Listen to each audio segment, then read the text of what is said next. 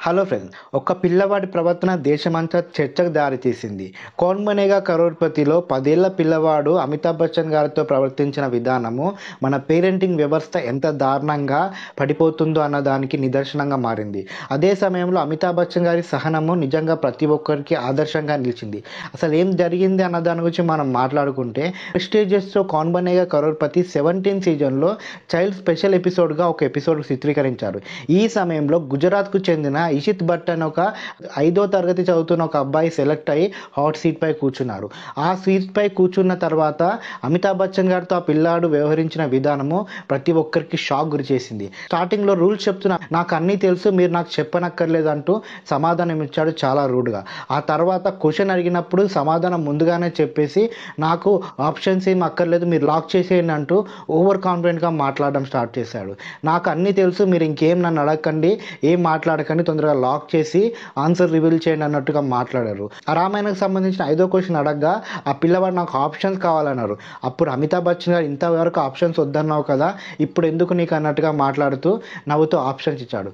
ఆ క్వశ్చన్కి wrong answer చెప్పిన అబ్బాయి ఆ షో నుంచి ఎలిమినేట్ అయిపోయాడు. ఇదే సమయంలో అమితాబ్ బచ్చన్ గారు ఈ బాలుడు ఎంత రూడ్గా మాట్లాడినా, ఎంత హైపర్ యాక్టివ్గా మాట్లాడినా, ఓవర్ కాన్ఫిడెంట్తో మాట్లాడినా చిరునవ్వుతో సమాధానం ఇస్తూ వచ్చాడు తప్ప ఎక్కడ తన కంట్రోల్ తప్పలేదు. ఈ ఎపిసోడ్ తర్వాత ఈ బాలుడి పైన సోషల్ మీడియాలో ఒకే రకంగా ట్రోల్స్ సాగుతున్నాయి. ఈ ట్రోల్స్లలో బత్తమీజ్ బచ్చా, అసలు ఏంటి పిల్లవాడు, ఎలా పెంచారు, ఎలా పెరుగుతున్నాడు అన్నట్టుగా ట్రోల్స్ చేస్తూనే ఉన్నారు. కానీ ఇక్కడ ట్రోల్ చేసే ప్రతి ఒక్కరు ఒక విషయాన్ని మర్చిపోతున్నారు. ఈ పిల్లవాడి ప్రవర్తనకు అమితాబ్ బచ్చన్ గారి పేషెన్సీతో సమాధానాలు చెప్పారు. అక్కడ ఆ షోలో ఉన్న వాళ్ళే సైలెంట్గా ఉన్నారు, ఏం అనలేదు ఈ పిల్లవాడిని.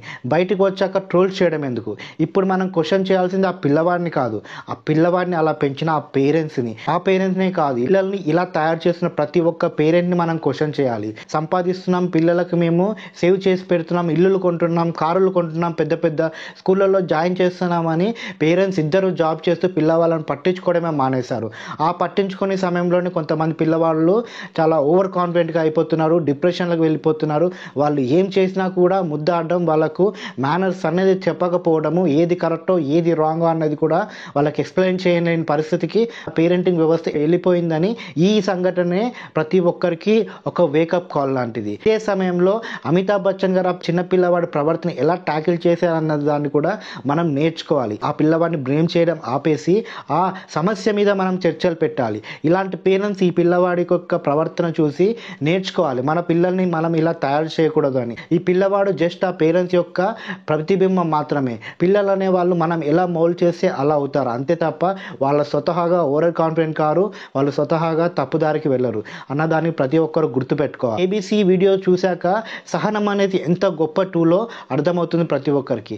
ఇక్కడ అమితాబ్ బచ్చన్ గారు చూపించిన పేషెన్సీ, ఆయన సహనాన్ని ప్రతి ఒక్కరు మెచ్చుకుంటున్నారు. ఎంత నాలెడ్జ్ ఉన్నా కూడా మనకు సహనం అనేది లేకపోతే మనం ఫెయిల్ అయిపోతామని ఈ వీడియో ద్వారా ప్రతి ఒక్కరికి అర్థమవుతుంది. ఫైనల్గా ఈ కేబీసీ వీడియో వల్ల మీరేమనుకుంటున్నారు? మన పేరెంటింగ్ వ్యవస్థ గురించి ఏమంటారు? తప్పు ఆ పిల్లవాడిది అంటారా, పేరెంట్స్ అంటారా? మీ ఒపీనియన్ని కామెంట్ బాక్స్లో తెలియచేయండి. మొదటిసారిగా మా ఛానల్కి వస్తే ప్లీజ్ మా ఛానల్ సబ్స్క్రైబ్ చేసుకోండి. మాకు మీ సపోర్ట్ ఇస్తూనే ఉండండి. Thank you friends.